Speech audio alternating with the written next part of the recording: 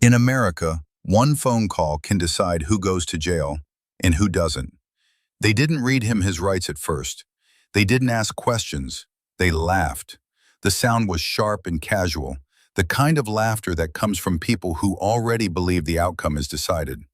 Two officers stood behind him in the parking lot, blue and red lights washing over cracked asphalt, while a third snapped cold steel cuffs around his wrists and tightened them an extra notch for good measure. Across the lot, a metal canine cage slammed shut, and the dog inside barked once, short, confused, restrained, before the door was locked. A bystander raised a phone. Someone whispered, "That's messed up." No one moved to stop it. From the outside, it looked simple. Another drifter causing trouble. Another aggressive dog. Another quiet southern town enforcing order the way it always had. The officers had already decided who the villain was, and it wasn't the man in the expensive sports car leaning comfortably against his hood, pretending to shake. It was the tall stranger in the worn gray t-shirt standing barefoot on hot pavement because they hadn't let him grab his boots. It was the dog. It was always easier when the story fit neatly.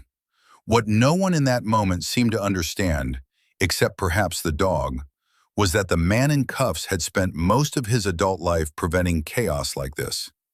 His name was Ethan Caldwell, and for the last 14 years, order had been something he built under gunfire, not something he begged for in a parking lot. He'd crossed deserts at night, held bleeding teammates together with shaking hands, and learned the hard way that survival often depended on staying calm when every instinct told you to fight. Tonight, that lesson was being tested in a way no battlefield ever had. Ethan stood still as they pushed him toward the cruiser. His shoulders were broad, his posture straight, but there was a heaviness in him that had nothing to do with physical strength. 3 days earlier, he'd landed back on U.S. soil after a deployment that ended badly. No headlines, no parades, just a folded flag handed to a family he'd known too well. 2 nights in a row, he hadn't slept more than an hour. The divorce papers sat untouched in the glove compartment of his truck. And now, the one constant he trusted, the dog who had saved his life more than once, was being dragged away like a liability. The officers thought his silence meant compliance. In truth, it meant calculation. Ethan knew the rules, written and unwritten.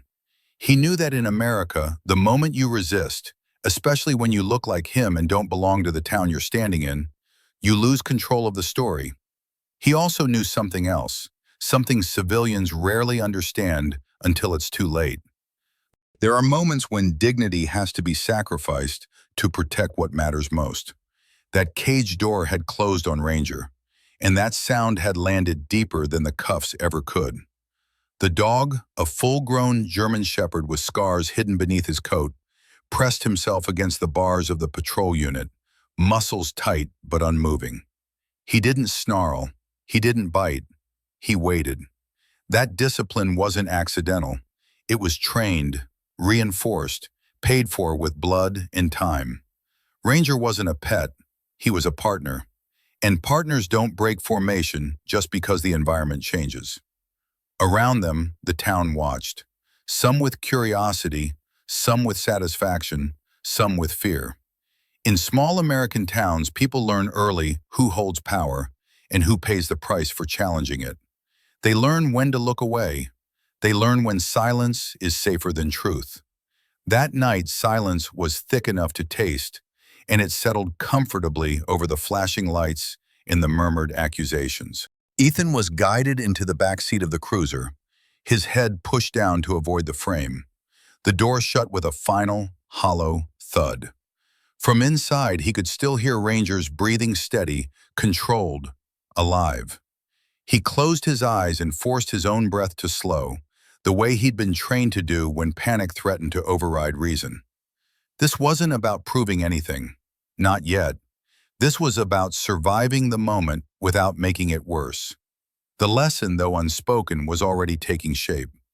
In America, justice doesn't always arrive wearing the same uniform as authority. Sometimes it comes later, carried by evidence, witnesses, and people willing to risk comfort for truth. Sometimes the strongest move isn't resistance, but restraint. Ethan didn't know yet how this would end, only that it wouldn't end here, in the back of a police car, with his partner locked behind steel. As the cruiser pulled away and the diner lights faded behind them, the town returned to its routine. Coffee refilled, chairs scraped, doors closed. But something had shifted, even if no one wanted to name it yet. Because the wrong man had been arrested, and when that happens, the real story is only just beginning. If you stayed in the town long enough, you began to notice that nothing truly belonged to the people who lived there.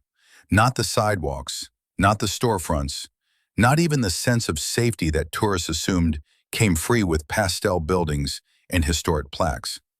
Everything ran on money, and money ran downhill, from a handful of families whose names were etched into donation bricks, hospital wings, scholarship funds, and police press releases. To an outsider, the town looked charming, almost frozen in time.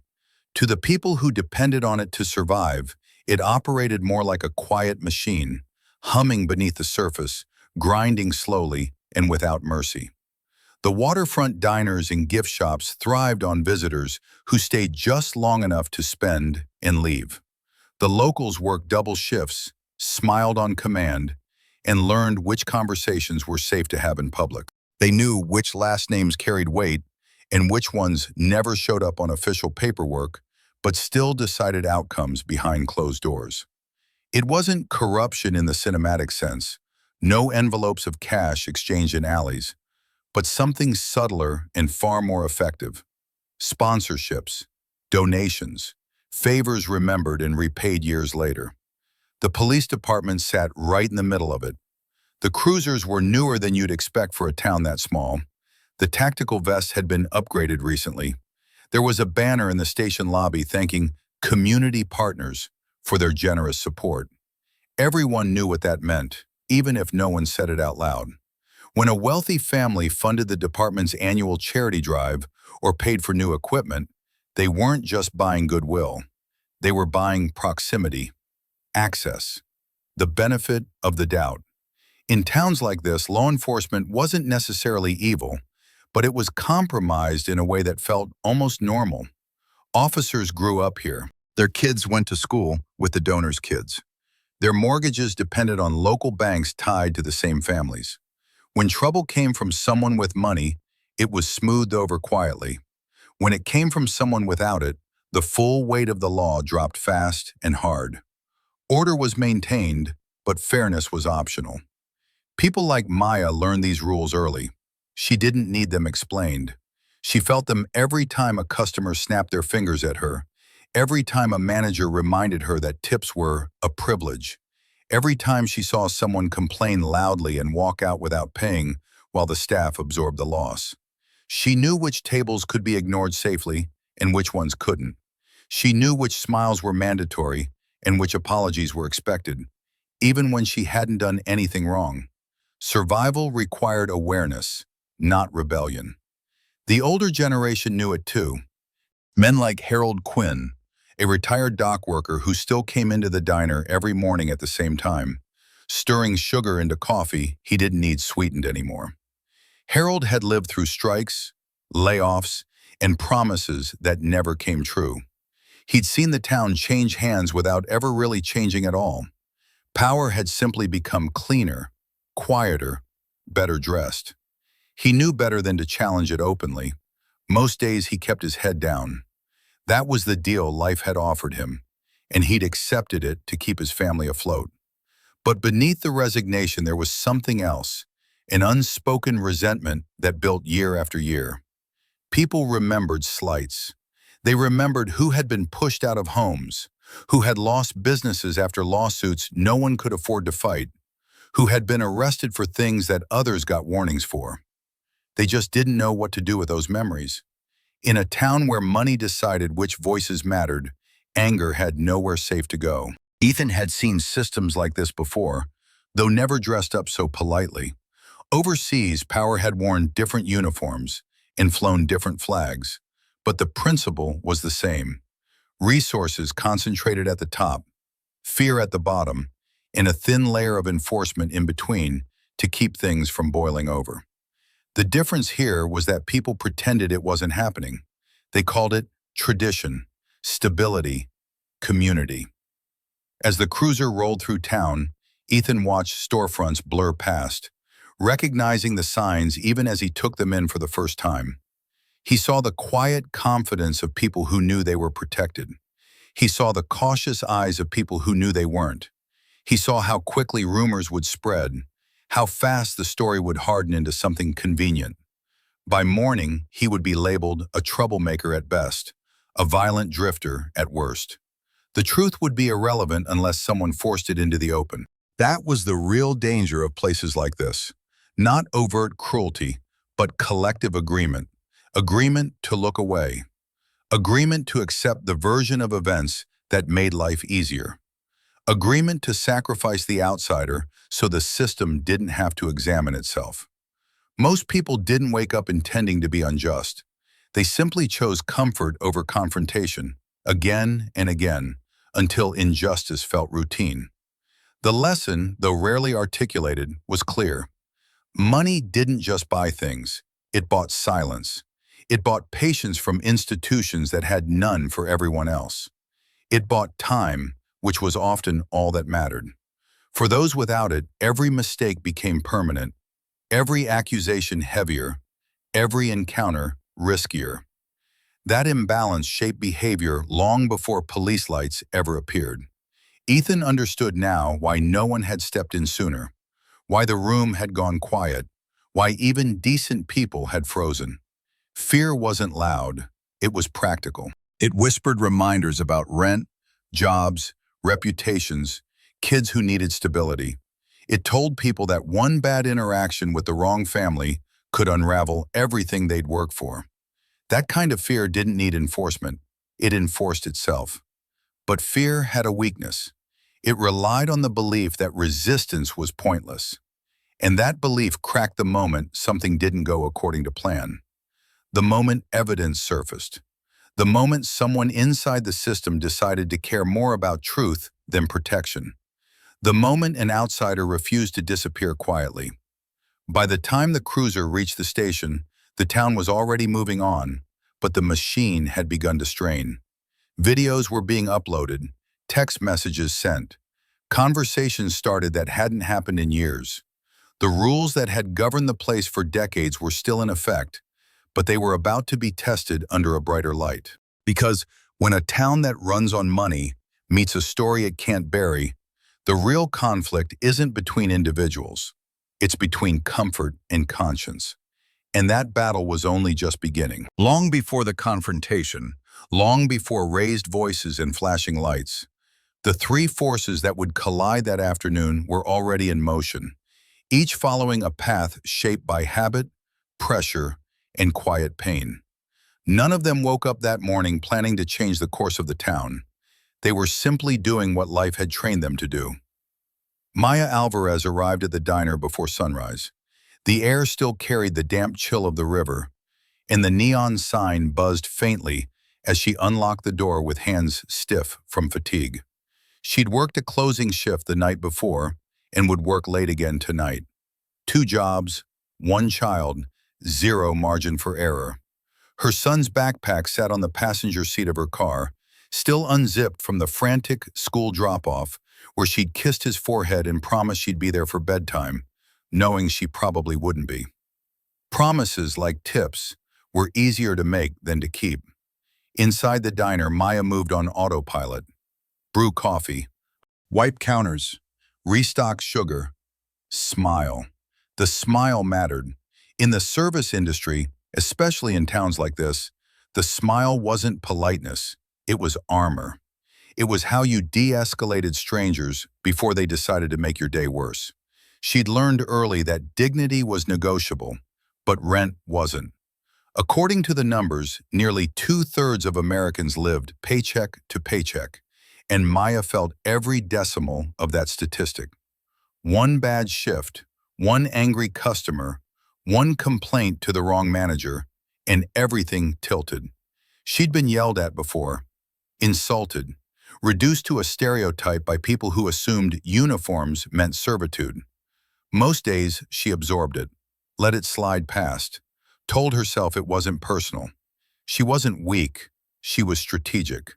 But strategy came at a cost. It accumulated quietly, like pressure behind a dam, and some days it took everything she had just to keep showing up. When Tanner Wexler walked in later that morning, he brought a different kind of gravity with him. The door swung wider than necessary. The bell chimed louder than usual. Tanner didn't need to announce himself. His last name already had. People in town recognized it instinctively, the way animals recognize predators, even when they looked harmless. He was young, handsome in a catalog way, dressed in clothes that cost more than most people's monthly utilities. He wore confidence like entitlement, effortless and unquestioned. Tanner had grown up believing the world was responsive by design. Problems didn't linger. Delays were insults. Rules were flexible if you complained loudly enough. If something went wrong, someone else had failed him. That belief had been reinforced over and over by teachers who didn't discipline him, by managers who comped meals, by officers who waved him through traffic stops with a warning and a grin. Privilege, when uninterrupted, didn't feel like power. It felt like normalcy. To Tanner, places like the diner existed for convenience. They were interchangeable backdrops, staffed by people whose names didn't matter. He didn't see Maya's exhaustion or her careful politeness. He saw a function, a role, something that should work correctly without effort from him. When it didn't, irritation followed, then contempt. Contempt was familiar. Contempt made him feel tall. He had no intention of causing a scene, not at first, but disrespect to someone like Tanner was contagious. If a place didn't immediately bend to him, it deserved correction. And correction, in his world, often came wrapped in humiliation. Ethan Caldwell arrived last. He parked his beat-up pickup at the edge of the lot, far enough away to watch the entrance. Habit. He sat for a moment longer than necessary, hands resting on the steering wheel, breathing slow and deliberate. Inside the cab, everything told a story he didn't share with strangers. A folded flag in the glove box. A prescription bottle he hated touching. A photo turned face down on the dashboard, him, a woman, and a younger version of himself smiling too easily. The past few months had hollowed him out in ways combat never had.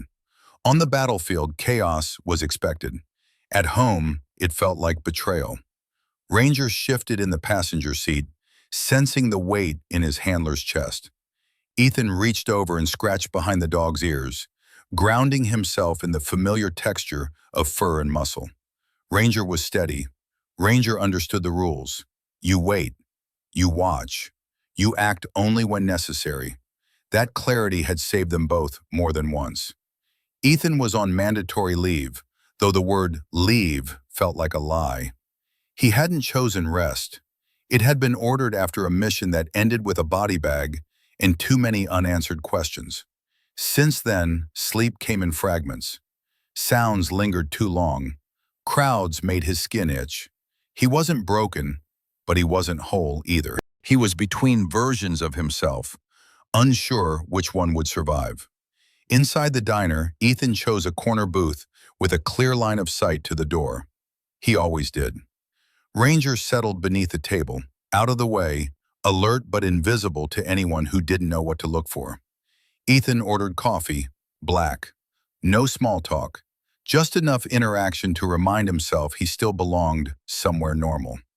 Maya noticed him immediately, not because he demanded attention, but because he didn't. He moved with restraint, like someone used to being measured rather than measuring others. When she brought the coffee, their exchange was brief, respectful. He thanked her by name after reading her tag. That alone set him apart. Small acknowledgments mattered more than people realized. Then Tanner decided the moment belonged to him. It started with impatience, fingers drumming, voice raised, complaints delivered as if they were instructions. Maya responded the way she always did. Apology first, explanation later. She moved faster, careful not to spill, careful not to give him an excuse. But Tanner wasn't interested in resolution. He was interested in dominance. When the water spilled, whether by accident or design hardly mattered anymore, he seized the opportunity like it had been waiting for him. The words came sharp and public, insults disguised as frustration, judgment framed as truth. Maya felt the familiar heat of humiliation rise in her chest. The room went quiet, not because people agreed with him, but because they recognized the danger. This was how things escalated. This was how people lost jobs.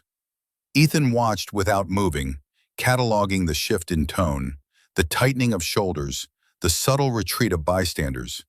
He'd seen this pattern too many times to mistake it. A bully expanding his territory, a target being cornered, a room waiting for permission to exhale. He told himself he was tired, that it wasn't his fight. That intervention had consequences. He'd already lost too much. Then Tanner threw the money on the floor. It wasn't about the cash. It was about forcing someone to choose between self-respect and survival. It was about proving that in this space, Tanner decided who bent and who stood. Maya hesitated, eyes flicking toward the door, toward the register, toward anything that might save her from making that choice. Her hands trembled as she crouched, every instinct screaming that this moment would stay with her long after the shift ended. That was when Ethan stood. He didn't shout. He didn't threaten. He simply placed himself between the raised foot and the woman on the floor, claiming space the way experienced men did, without apology. His voice was calm, level, impossible to ignore. He spoke to Tanner like someone correcting behavior, not challenging status. He told him to pick up the money, to apologize, to leave. The room changed instantly. For Maya, it felt like oxygen returning to her lungs. For Tanner, it felt like a line had been crossed that no one had dared approach before. And for everyone else, it was something rarer still: disruption. The unspoken rules had been challenged, not by outrage, but by composure. The lesson forming beneath the surface was uncomfortable and undeniable. Power didn't always come from volume or wealth.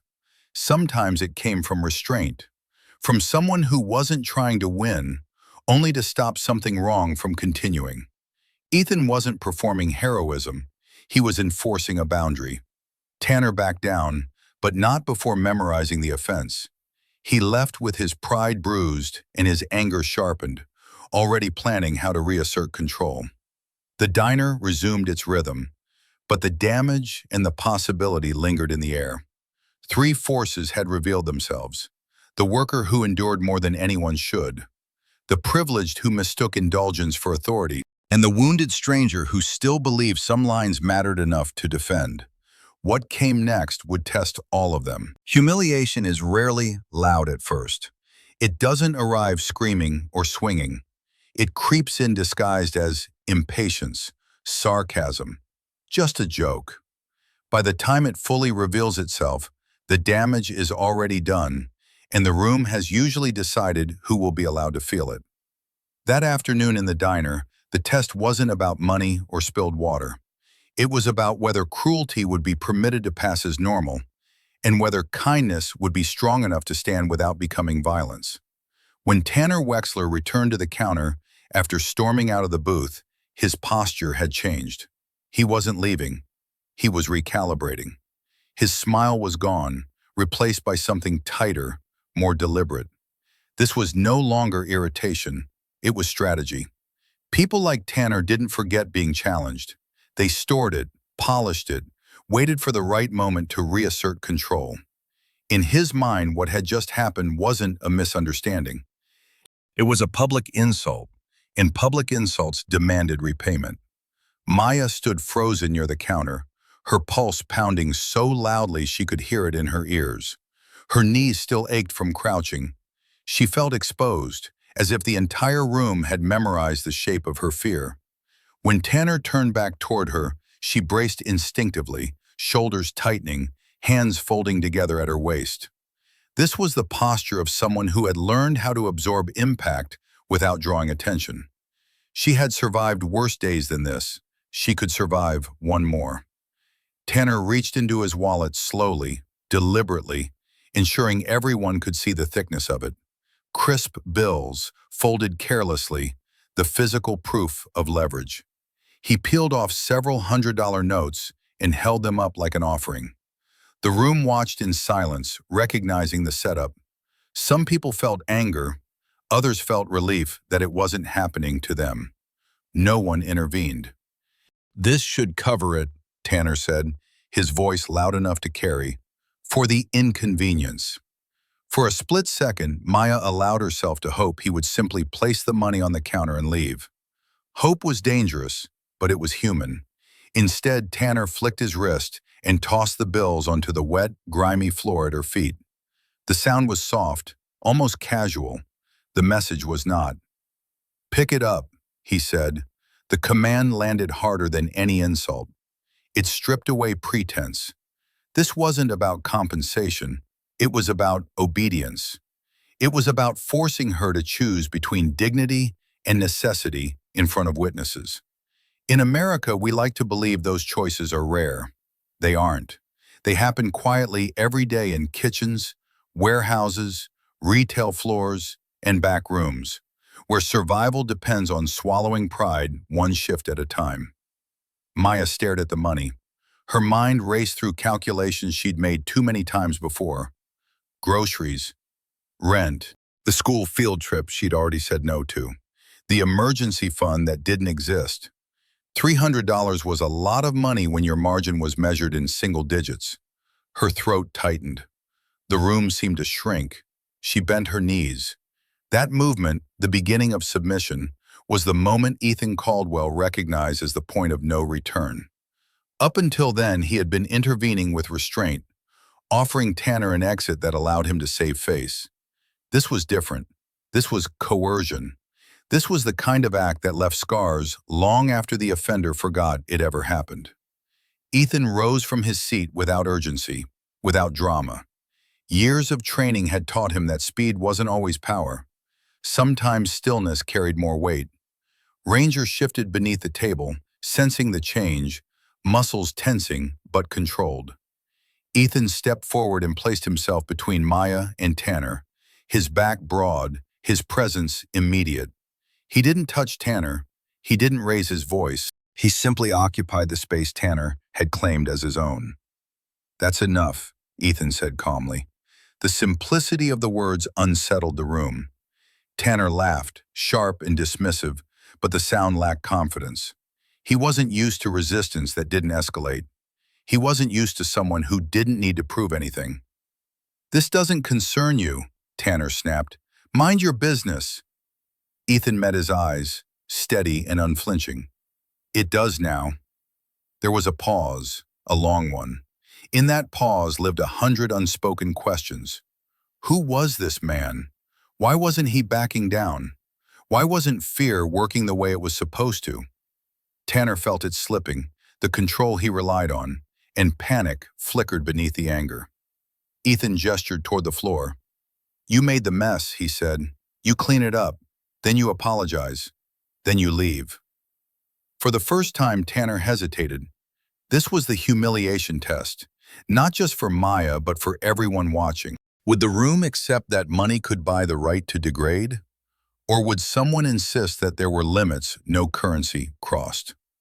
The test revealed more than character, it revealed culture. Tanner straightened, puffing his chest, searching the room for allies. He found none. He found eyes lowered, jaws clenched, people holding their breath.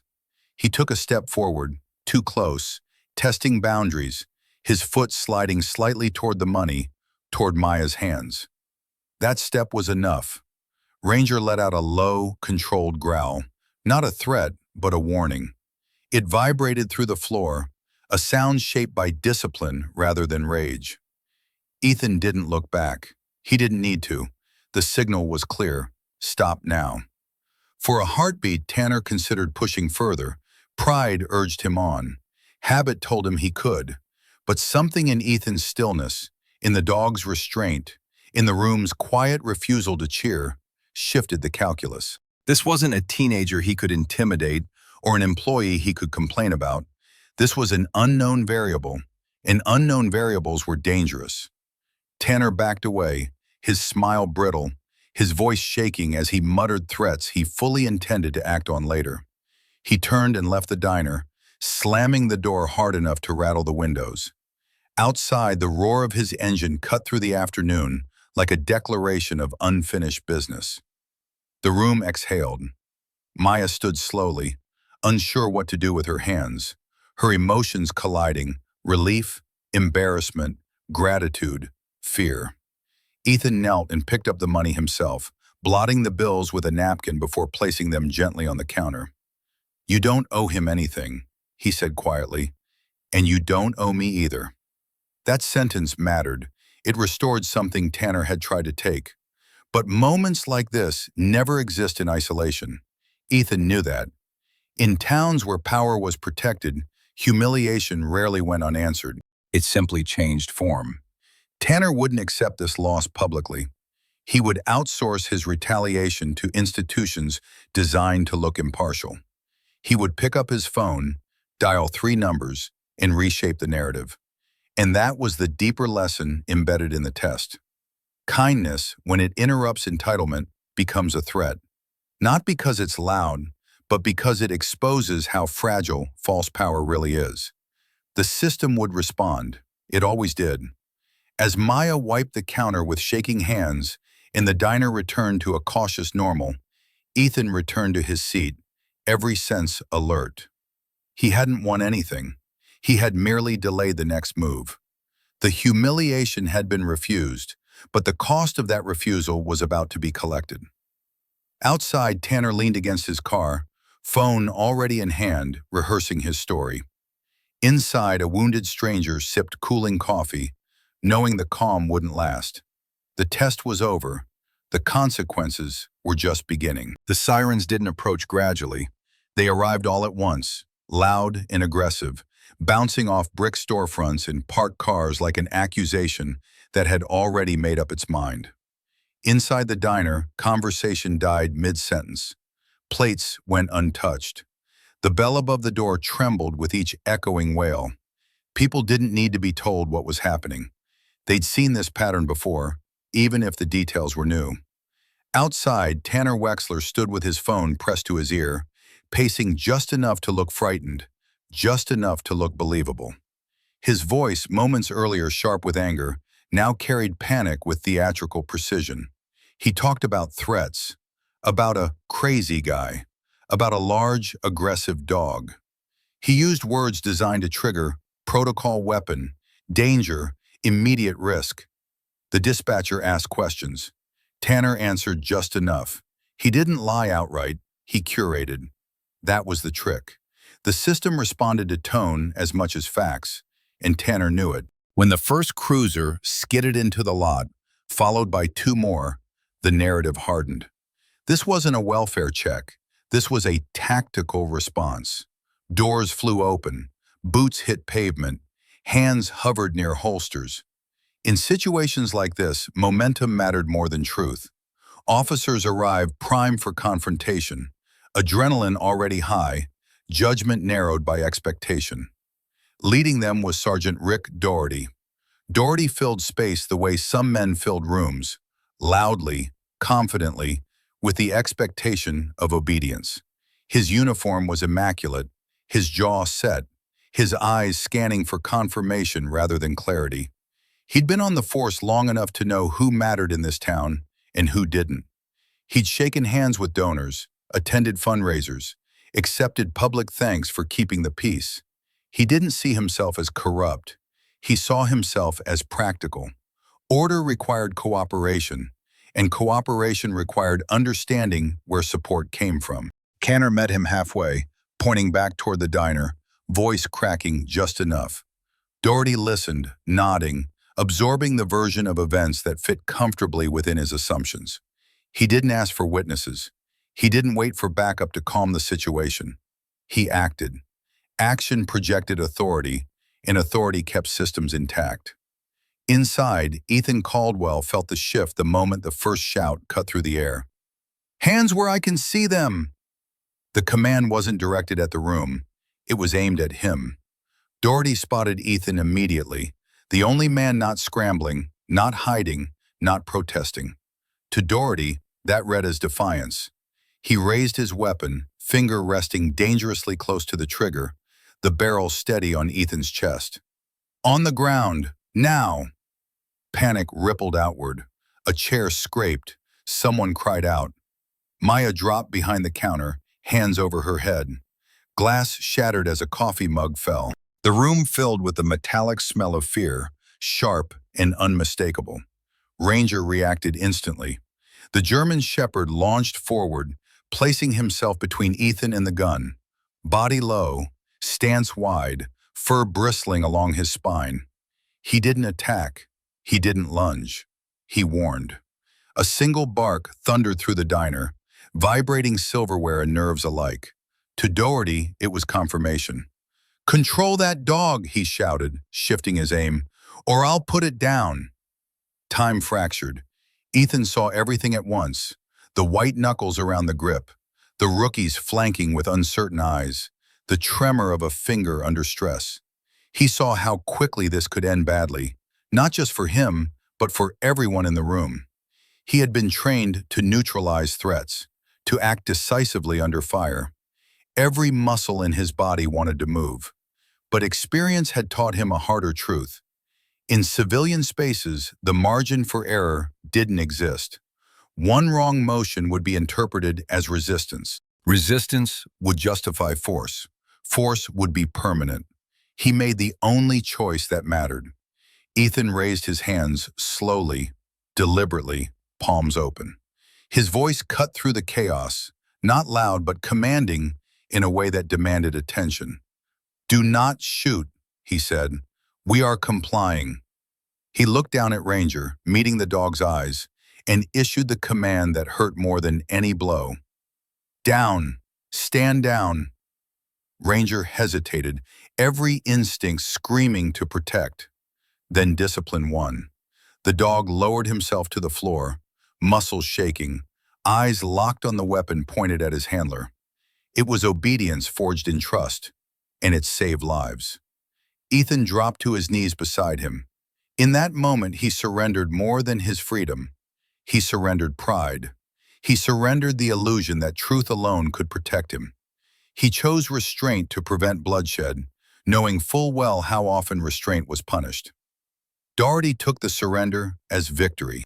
He moved in close, cuffing Ethan with unnecessary force, wrenching his arms behind his back, shoving him forward toward the door.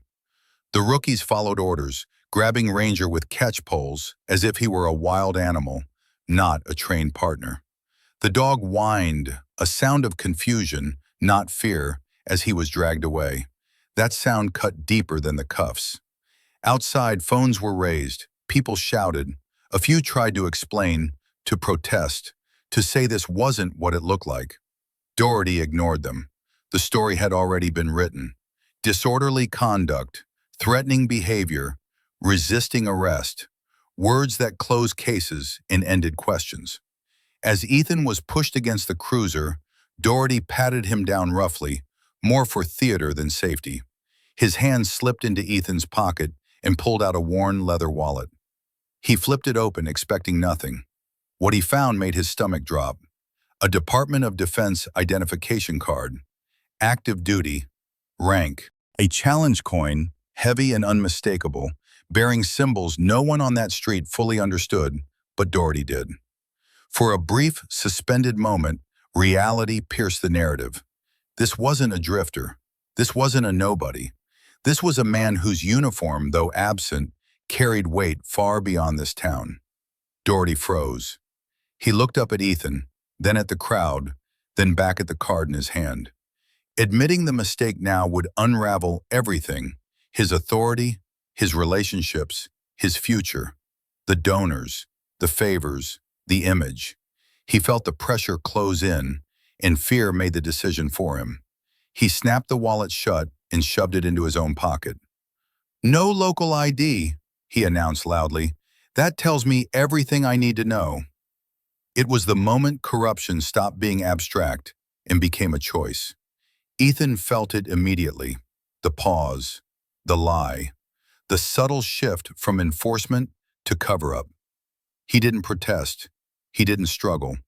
He logged the detail away with the same precision he'd used to map hostile terrain overseas. This wasn't over. It had just crossed a line. Inside the cruiser, heat pressed in, air thick and stale. Ethan sat upright, breathing steady, his mind focused on one thing: Ranger. He couldn't hear the dog anymore, and that silence was unbearable. He replayed the moment again and again, searching for a different outcome, knowing there wasn't one. He had chosen restraint because restraint was the only path that kept everyone alive. That didn't make it painless. This was the lesson no training manual prepared you for. In America, there are moments when the most dangerous thing in the room isn't a weapon. It's a uniform backed by influence. When authority becomes compromised, the right choice isn't always the one that feels strong. It's the one that preserves the possibility of accountability later. As the cruiser pulled away, the crowd dispersed slowly, shaken, uncertain. The diner door closed. Life resumed its cautious rhythm. But something fundamental had changed. The trap had been sprung. The system had revealed itself, not in dramatic villainy, but in quiet decisions made to protect power. And somewhere in the back seat, a wounded stranger stared straight ahead, knowing that the next move wouldn't belong to the police, or the bully, or the town. It would belong to the truth, and to those willing to fight for it without throwing the first punch. Truth doesn't always arrive with authority. Sometimes it slips in quietly, through an inbox notification, a blinking phone screen, a piece of footage no one expected to matter. At the police station, long after the cruiser doors had closed and the paperwork had begun, Officer Lily Hart sat at her desk staring at a monitor that refused to let her look away. Lily was 6 months out of the academy, new enough to still believe in the oath, old enough to understand how fragile belief could be. She hadn't grown up in this town, which meant she hadn't learned its rules by osmosis. She didn't know which last names were untouchable or which complaints quietly disappeared. What she knew, what had been drilled into her, was procedure, evidence, and the idea that the badge was supposed to protect people, not power. Her phone buzzed again, a notification from a local Facebook group she barely followed. Man arrested for defending Waitress, video inside.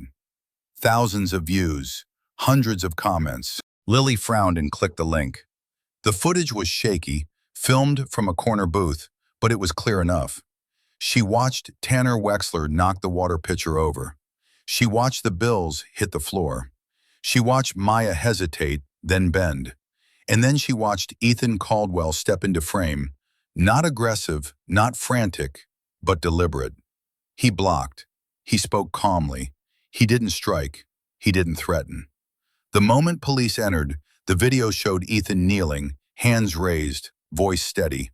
Compliance. Total compliance. Lily leaned back in her chair, heart pounding. That wasn't the story in the report. Across the bullpen, Sergeant Doherty's voice carried as he laughed with another officer, already recounting the arrest in a way that framed him as decisive, efficient. Lily pulled up the incident log. Disorderly conduct, threatening behavior, resisting arrest. The words sat there, clinical and confident, detached from what Lily had just seen with her own eyes. Another notification appeared, an email this time. The subject line read, "Security camera footage, Blue Harbor Diner." Attached was a file from the diner's owner, sent directly to the department after watching his business turn into a battleground. Lily opened it. This footage was cleaner, fixed angle, time-stamped, indisputable. There was no ambiguity, no room for interpretation. The system had recorded the truth without emotion, without loyalty, without fear. Lily watched again, slower this time, noting details her instructors had trained her to see. Body language, distance, escalation points, the officer's entrance, the dog's behavior. The moment Ethan went to his knees, her stomach twisted. This wasn't a gray area. This was a lie. Lily sat there, the weight of it settling into her chest. She knew what happened next if she did nothing. The report would stand. Charges would stick. A man with no local power would absorb the consequences. The town would exhale and move on. And she would become something else, a cop who had seen the truth and decided it was inconvenient. She also knew what happened if she acted. Doherty was respected, connected, protected.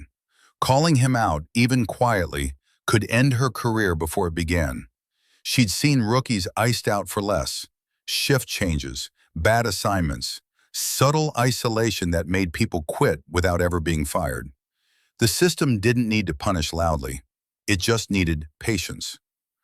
Lily closed her eyes and remembered why she joined. Her father, a factory worker, had once been wrongfully blamed for an accident he didn't cause. No video, no witnesses willing to speak. The case closed cleanly for everyone except her family. She remembered the helplessness, the silence, the way truth without evidence dissolved into nothing.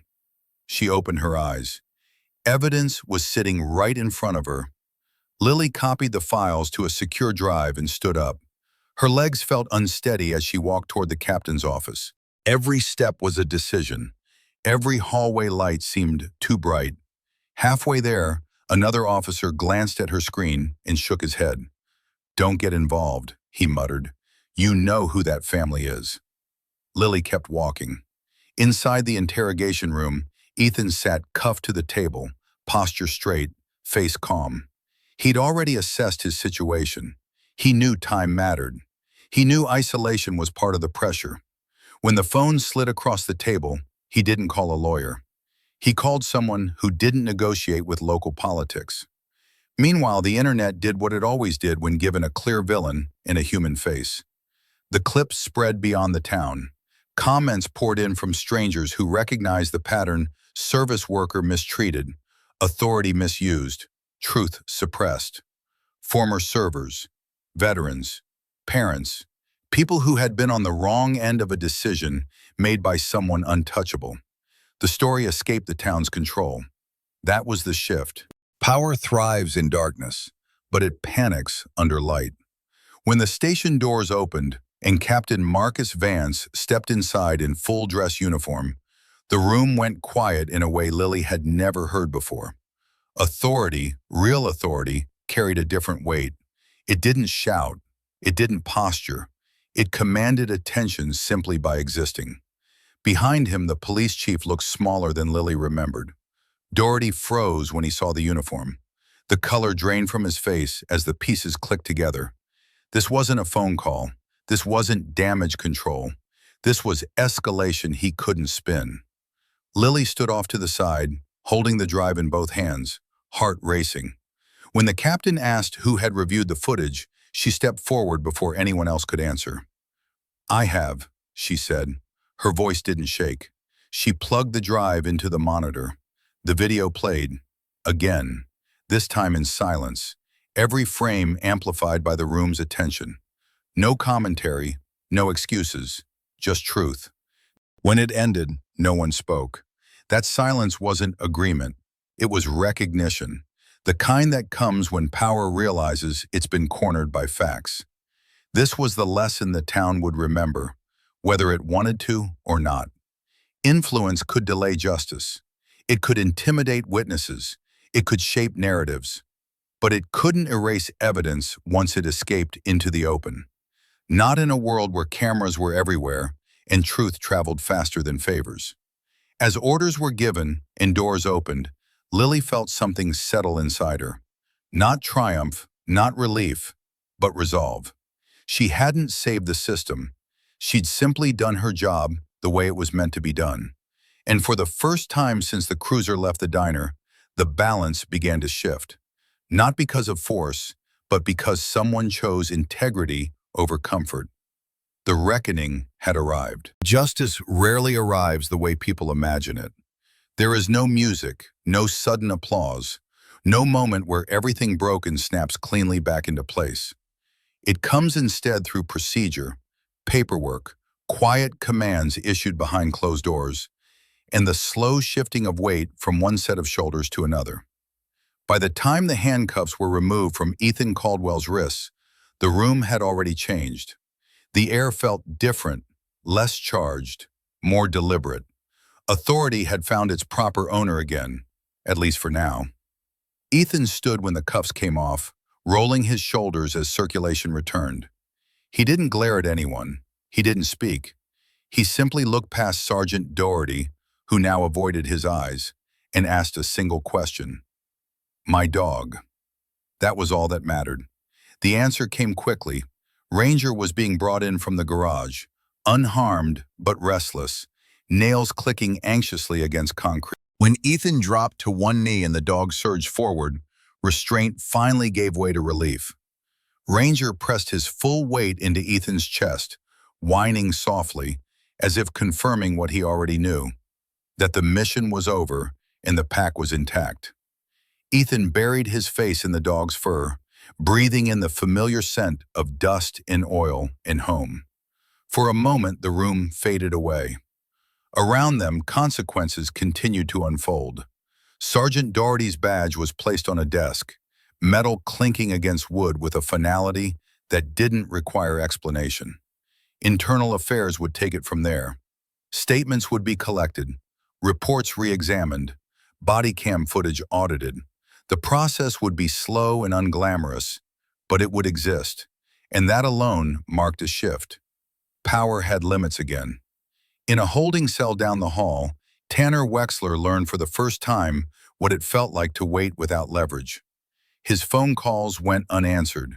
His confidence drained as charges were read, a loud false report, misuse of emergency services, public disturbance. None of it felt real to him yet. It wouldn't until morning, when consequences could no longer be negotiated away. Outside, reporters gathered, drawn by the speed at which the story had escaped containment. The town's name began trending for all the wrong reasons. By evening, the video had reached audiences far beyond county lines, watched by millions who recognized something painfully familiar in it. Not the faces, but the pattern. Ethan didn't stay for statements or apologies. He stepped out into the parking lot with Ranger at his side, the late afternoon sun casting long shadows across the pavement. Captain Marcus Vance joined him there, posture relaxed now that authority had been restored. You did everything right, the captain said quietly. Ethan nodded, though the words didn't land the way they might have once. Doing everything right didn't erase the weight he carried. It didn't undo the sleepless nights or the fractures in his personal life. It didn't heal the invisible injuries that followed him home from war zones that never truly left his mind. I can get you a place for the night, the captain offered. Transport back to base. Support. Ethan looked down at Ranger, then back toward the road. I'll handle it, he said, but thank you. The next morning, the diner opened as usual. The coffee brewed, the grill sizzled, the bell above the door chimed. But when Ethan stepped inside, the room stilled. Conversation stopped, not out of fear, but recognition. An older man stood first, then another. Someone began clapping, not loud, not celebratory, but steady, respectful. The sound spread until the entire room joined in. Ethan shifted uncomfortably, nodding once in acknowledgement. He hadn't come back for praise. He came back to finish what had been interrupted. Maya stood behind the counter, eyes brighter than before, posture straighter. She met his gaze and smiled, a real smile, unguarded. Coffee? She asked. Black, Ethan said, and something for him. Ranger sat patiently at his heel, tail thumping once against the floor. Maya shook her head. On the house. Ethan didn't argue. He understood that this wasn't charity. It was gratitude finding a place to land. As the morning wore on, the diner returned to its rhythm, but something fundamental had shifted. People spoke more freely, laughed a little louder. The invisible pressure that had governed interactions for years felt lighter, if only by degrees. Justice hadn't fixed everything. It rarely did. But it had interrupted the cycle. An interruption mattered. Ethan finished his coffee slowly, watching sunlight spill across the floor. He thought about the road ahead, the therapy he hadn't committed to yet, the phone calls he'd been avoiding, the work of rebuilding a life that didn't revolve around conflict. He knew healing wouldn't be quick or clean. Wounds like his didn't vanish because one day went right. But he also knew this. Standing still when everything tried to push him aside had reminded him who he was. Not just a soldier, not just a protector, a man capable of choosing restraint over rage, integrity over ease. As he stood to leave, Maya called after him. "Thank you," she said simply. Ethan paused at the door. "You were never weak," he replied. "You were just surrounded by people counting on your silence." Outside, the truck rumbled to life. Ranger leaned into the open window, ears catching the wind. Ethan pulled onto the road, leaving the town behind. Not healed, but changed. Justice had arrived. The scars remained. And both truths would have to coexist. If you've ever stayed silent because the system felt too big, comment, "I see you."